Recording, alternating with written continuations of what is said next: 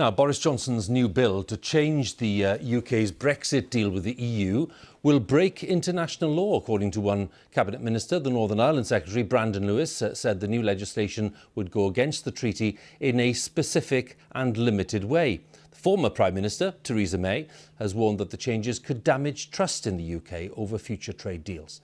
The latest round of trade negotiations between Britain and the EU started today.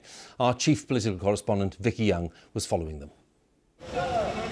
Mr Johnson, are we going to get a deal today? Are you confident? He promised to get Brexit done and the UK has left the EU. But now Boris Johnson's team is in a familiar place, trying to negotiate another deal. This time it's about how we'll trade with the EU from January. Progress is slow, but round 8 of the talks started today. I'm confident that our negotiating teams and the EU negotiating teams are all focused on getting a good outcome, both for our friends and partners in the EU and for us in the United Kingdom.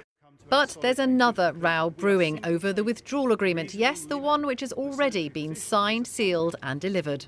It agreed that Northern Ireland would continue to follow some EU customs rules.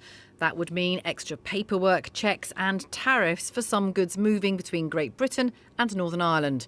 Now the government's introducing its own law so that UK ministers can decide how to apply the rules without the EU's agreement. The disapproval from this former Prime Minister was obvious. The government is now changing the operation of that agreement. Given that, how can the government reassure future international partners that the UK can be trusted to abide by the legal obligations of the agreements it signs? Another Conservative MP got this remarkable admission from the minister. Yes, this does break international law in a very specific and limited way. That's not the kind of thing you hear very often in the House of Commons. And he's not the only one who's surprised. The Labour leader told me the government shouldn't be acting in this way. At the moment, what the government's doing, which in my view is wrong, is reopening old arguments that have been settled. A deal is there to be had. Let's negotiate, let's get that deal. That's what the public want, and move on. Ministers insist the new law they want to introduce simply clarifies what was agreed with the EU last year. It doesn't rip it up completely. But even the government's top lawyer doesn't see it like that. He's resigned today because he thinks the plans are in breach of the government's obligations under international law. EU and UK officials will continue their talks tomorrow, with the British government accused of going back on old deals while they try to work on a new one. Well, let's go live to Westminster and Vicky joins us now.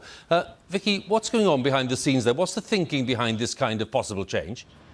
Well, I don't think Tory MPs could actually believe what they were hearing in the House of Commons today. The minister there admitting that this could break the law. Now, for a lot of them, this is about credibility. The UK is supposed to be setting an example around the world. There's a lot of unhappiness tonight amongst Tory MPs who say, how can we berate countries like Russia and China if we're undermining the rule of law ourselves? So yes, the question, why now? Well, Brexiteers have for a long time not liked the withdrawal agreement. They don't like the fact Northern Ireland is treated differently from the rest of the UK. But let's face it, they did know that when they all signed up for it and voted for it. So could it be a negotiating strategy, trying to get compromises out of the EU, or maybe trying to force them away from the negotiating table? I think whatever it is, it's incredibly provocative, especially as we get to this crucial stage trying to negotiate a future trade deal.